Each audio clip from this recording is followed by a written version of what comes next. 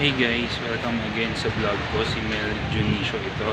And this time, I want to share with you yung kung saan ako kumakain dati nung college ako dito sa UST, University of Santo Tomas. And dito ako ngayon sa Dapitan, kung saan ako naglalakad dati during my college days with my friends. And yan, mga kainan dyan sa gilid. May mga Korean chicken. Ngayon, siguro marami nang nadagdag. And dyan ako umiinom dati, dyan sa likod ng vanilla shake tsaka banana shake. Favorite ko yun. Try nyo, malapit dito sa Love Light. And yun, Love Light din, favorite ko. Yung sauce nila, in-order ko dati yung bacon with burger steak. Ang sarap nung sauce. And dito sa mga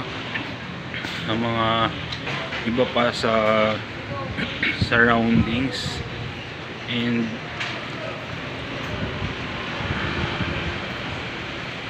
dito dyan dun saan maraming mga kainan. And dito ako lumalakad dati nung college ako. Pag pauwi din, sasakay na ako ng pauwi sa amin ng jeep. And maraming good memories na naalala ko dito with my friends from economics sa Department of Arts and Letters.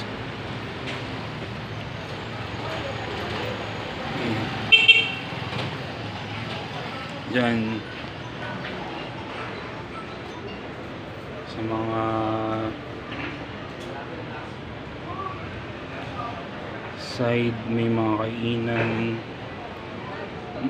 Madalas na kainan dito mga Tapsilog.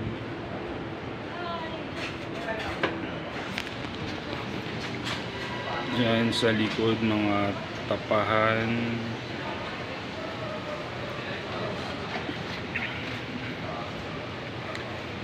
And maraming mga students din ako kumakain na naalala ko this time. Ngayon din marami din kumakain. And favorite nila rin na affordable yung price. At the same time masarap din yung kinakain nila. Share ko sa inyo yung sa vlog na to yung mga favorite kong ginagawa nung college ako. One, mag ano sa campus, umikot. And two, yung gusto ko din yung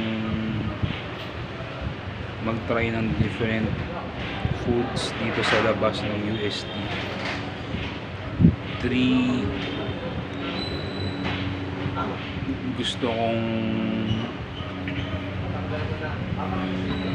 kasama yung mga friends ko papunta sa mall dito malapit, yung SM San Lazaro. Marami na rin napansin kong bago dito.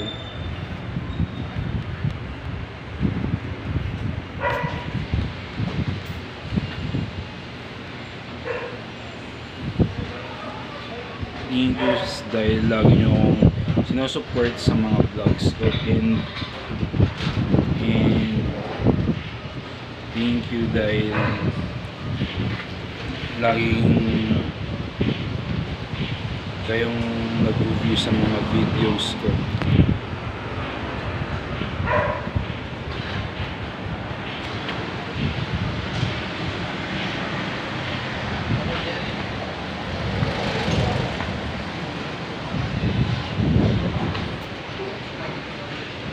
Yung UST sa likod ko sa dulo.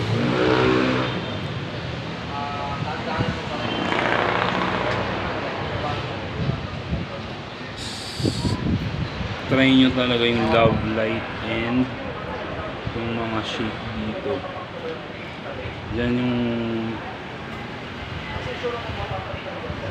sa likod ko. And after watching this video, please like